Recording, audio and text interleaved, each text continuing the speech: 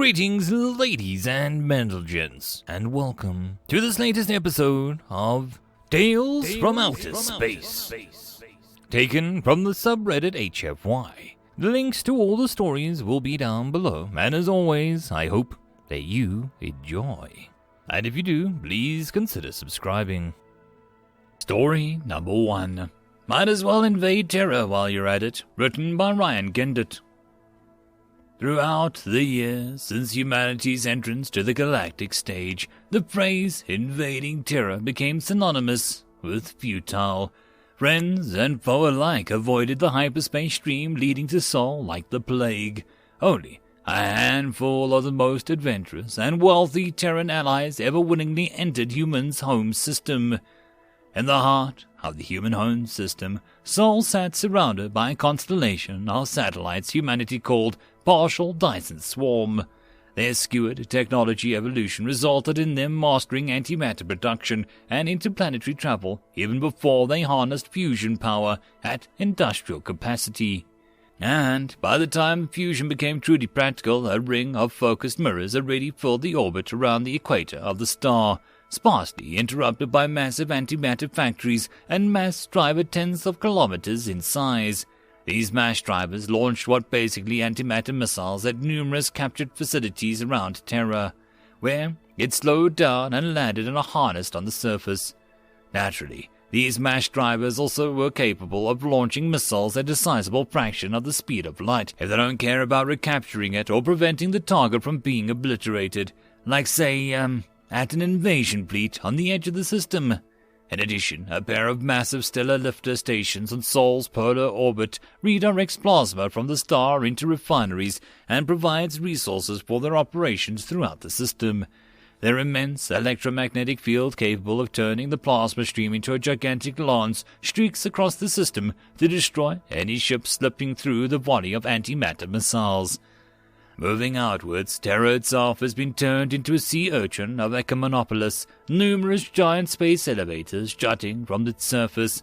They're very benign, but as anyone who has ever used a space elevator could tell you, these planetary-scale artilleries only stayed non-lethal through bureaucratic power alone.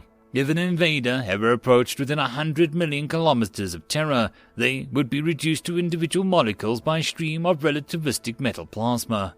Gigantic tachyon communications tower dominated the Martian landscape, powered by geothermal stations that, if needed, could surge enough energy to collapse time and space and erase entire fleets that get close enough from existence. An array of mining lasers firing into space once occupied by an asteroid belt, ready to shred any unauthorized vessel that passes through it. Encircling the 4 outer gas giants on the system were antimatter factories and mass drivers not unlike those on Sol orbit, only powered by fusion reactors instead of the star. The Oort cloud was filled with shield generators, a lot of which were salvaged from the foolish few that thought that they could conquer humanity by striking right at the heart, rendering it mostly impenetrable. The list of Terran defenses goes on. Every 10 years, the tachyonic shield and shape of inverted cone is projected from the lunar surface kilometer towards Sol. Following this, for a week straight, a barrage of antimatter missiles are rhythmically launched at the shield with perfect precision. The impact and subsequent antimatter detonation produced disturbance of the tachyonic field that is broadcast to all devices capable of emulating it. To be entertainment systems or Terra houses and the shielding systems of idle spaceships watching it from orbit. The spectacular show is also broadcast throughout the galaxy, along with a light show of the Oort cloud courtesy of the outer gas giants' mass drivers and occasional beams from the stellar lifters. But those who have been fortunate and brave enough to experience it directly from Terra orbit all agreed that there is nothing quite the same as the excitement nor the thrill of watching the great festival within the same system that it was performed in. End of story. Story number 2. The Monsters Amongst the Stars, written by ShneekeyTheLost. Throughout history, mankind has both feared the unknown and sought it out. Mankind drew artificial boundaries, then sought to surpass them.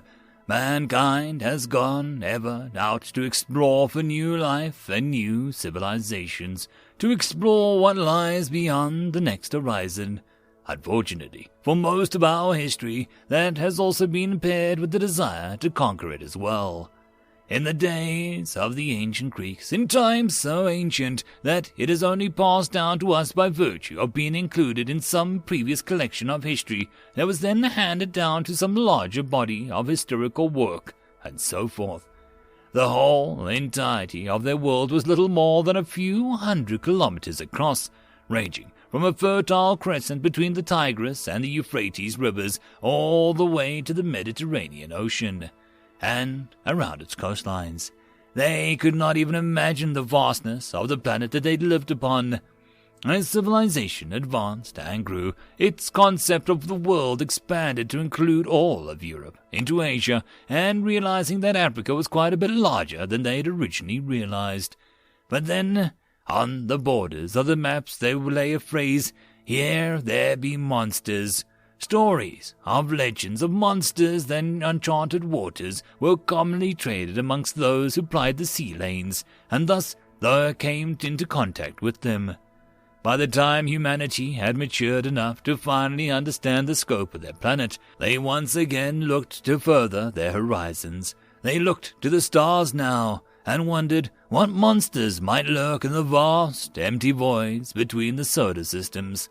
Much like the seafaring ancestors before them, much folklore was written on the topic. Science fiction, it was called then.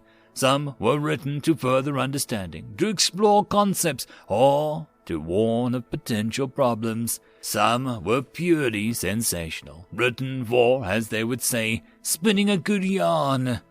Despite having been absolutely no signs of life outside of their own planet, when they took those first clumsy footsteps into orbit, they expected, or at least hoped, that they would indeed meet others who ply the space between the stars, or at least find signs of the once mightily interstellar civilizations, secrets to plumb, mysteries to reveal. But the greater mystery was the complete and total lack of any such discoveries. A mathematician by the name of Fermi was the first to quantify this mystery, known as the Fermi's paradox. Surely, even as remote as the odds are for life to occur, with so many countless billions and trillions of chances, surely it would have happened elsewhere. Surely humanity was not the only sentient species to have ever existed. Could it? Life was eventually found on other planets, but it was just microbial. Nothing had even gotten beyond the slime ball stage and organized into a multicellular life. But these slime ball planets had potential, at least some of them. And so humanity applied their science and their will, bent the full force of their might to terraform some of these worlds into ones habitable for them. There was much debate on the topic. Questions arose that we may be depriving planets of the ever having a chance of developing their own species if we just came in with our own. Yet the desire, the unslaked need to expand, to plant our flag as far from our motherland as we can, drove us to do it anyway. A dozen worlds and more were carefully crafted for our conveniences. There was no wildlife on these planets. There was only what we carefully permitted, garden worlds whose ecosystem were entirely artificial structures, built and maintained by the very humans who inhabited them. Still, mankind spread, and still mankind sought any signs of life, of other sentient life, and still a fear of the unknown lingered in a common psyche. Surely, here there must be monsters somewhere around them. Little did we know how right we were to fear. When we left Mother Terra, we brought along unwanted passengers as well, like rats from the age of the sailcloth and sabres, bringing them fleas and plague. Only this plague was far more insidious one than the biological agent. No, we brought with us our emotional baggage. We brought hate, we brought intolerance, we brought bigotry, we brought patriotism, and blind, unthinking devotion to a cause. We brought religious fervor divorced from rational thought, and so there was a monster that lurked between the stars. Us, Due to the vast distances, communications were scarce and scant. Colonies developed their own identities and their own practices, and wanted the freedom to pursue those practices. The first to declare their independence was the oldest colony, Luna herself, now a vast industrial infrastructure and a single largest manufacturer of transplanetary and transstellar ships, as well as the first port of call for any journey to or from the ancient birthplace. Mars was next. The belt who supplied the mineral-rich asteroid belts and brought them to Mars for refining were always an independent and fractious bunch, but with news of these revolutions reaching the further-flung colonies of distant stars, they too developed revolutionary ideas and seeded to become their own independent polities. You must remember, in that day and time, we did not have the technology we do now. It took months, or even years, using the old Terran standard for these time frames, of course, for a vessel to go from Sol to one of these far-flung colonies. Our FTL methods were still primitive and crude by modern standards. There were no stargates for instantaneous translation between 2 points. Just as the atomic age must have thought the pre-industrial age of exploration to have been slow and clumsy, so do we look back at this period of history with a chuckle at how primitive our ways and means were. But that very distance, that time gap, was the key factor in the revolutions. By the time Terra knew of them, they had already become a fait accompli. A few of them wished to remain in contact with their masters, for you see, it wasn't cheap to terraform a world, even a slime ball with all the right components and conditions. The original colonists fell into one of 3 categories: the wealthy, who moved there to claim ownership by right of economic might, who had invested in these projects and were guaranteed dividends from the former property. These were the new landlords, the new robber barons of the new worlds. The second were those who highly desired skills: doctors, scientists, engineers, those whose skills were critical to the new colony surviving. Those were the bourgeois, the freeholders. And then there were the birthers, the common man, those who would sell the only thing worth enough money to get them to a new land of promise: themselves. A term was resurrected from the refuse pile of yesteryear: indentured servitude, where a person might sell themselves into labor in exchange for a birth, promising servitude for a period of time for the passage out of the rut that they were stuck in. Unfortunately for them, another concept was also dredged up from the equally foul refuse pile of history and left behind: the company town. And birthers always found themselves somehow making little progress in paying down the debt they owed. The investors wanted freedom so they could become masters in their own right, rather than beholden to the corporations back on Earth. The talents wanted freedom to pursue their specialty unfettered by rules and regulations that they felt didn't apply on their distant world, and the regulations for Earth did not fit their world. The birthers just wanted to be free from the contracts, which have become generational, the debts of the fathers taken up by their sons. Looking back at it without hindsight, it seems intuitive to us what the outcome would be. After all, such things have played out before in human history, if on a smaller scale. The investors became dictators and monarchs, the talents became the middle class, and the birthers generally remained effective slaves. And, as had played out many times before in human history, that lasted until the birthers, who outnumbered everyone else by a substantial margin, would inevitably rise up against their betters, and so the downward cycle of regression and systematic collapse played out over a dozen distant worlds. On some planets, they managed to recover, to start to claw themselves back into a healthier societal structure, back into their local space. On others, the Dark Ages would last for centuries, not to be rediscovered until much later. On some worlds, religious fervor took root and became theocracies. On others, the corporate model was pursued at the expense of ethics and morality. The history of each of these planets deserves its own study.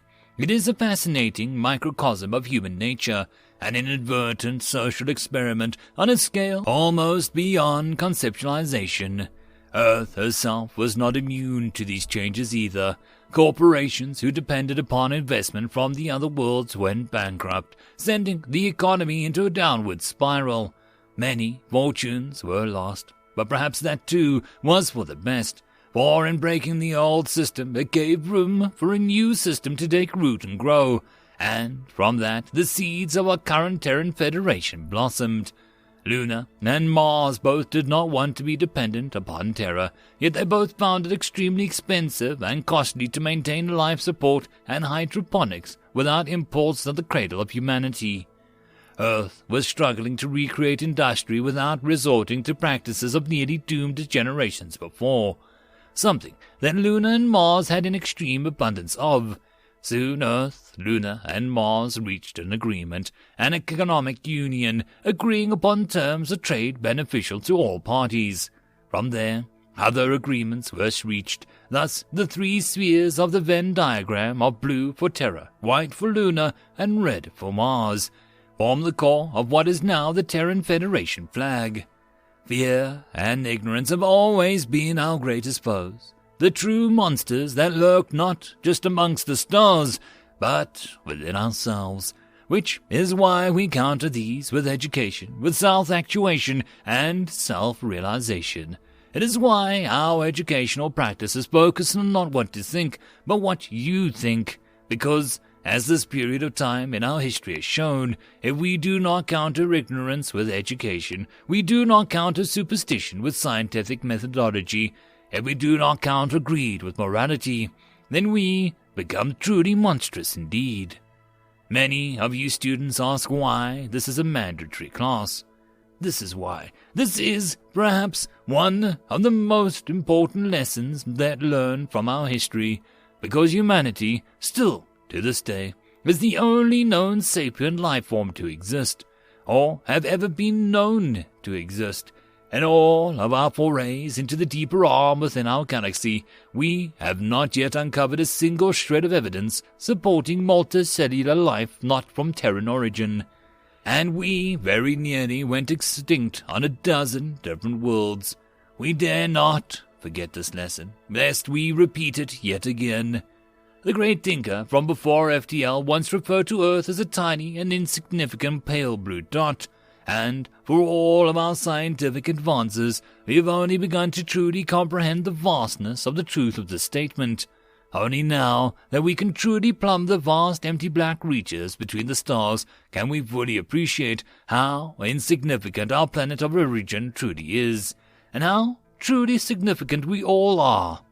But, at least to the best of our knowledge and current understanding, we are the only sapient life anywhere.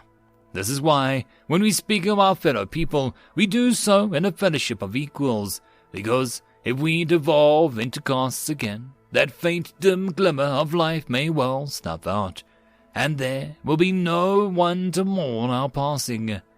In this course, we will be studying the period of history from the first extrasolar colonies to the foundation of the Federation. Sadly, we really aren't able to do much more than skim over the high and low points. This period of history spans hundreds of years, after all, and with over a dozen locations, each with their own unique histories independently going on during the dark times. But hopefully, I can at least convey to you, my students, the varied ways humanity coped with isolation. We can debate the pros and cons of the various systems. We can weigh and measure the effectiveness, for as we do so, we may begin to understand the true strength of the Federation. Unity through acceptance of differences, one person's strengths offsetting another's weakness, one system's strengths offsetting another's weakness, a woven web of interdependence, the whole stronger than the mere sum of its parts. Excerpt from the Introduction to the Fractured Worlds History class. End of story. And that, my friends, is the end of the video. I hope that you enjoyed. If you wish to support the author, check the links down below for the original link. But if you wish to support this channel, there are numerous ways listed down below, but the easiest would be to share this with as many people as possible to help the channel grow. And I will see you all in the next video, and until then, I hope you all have a good one. Cheers.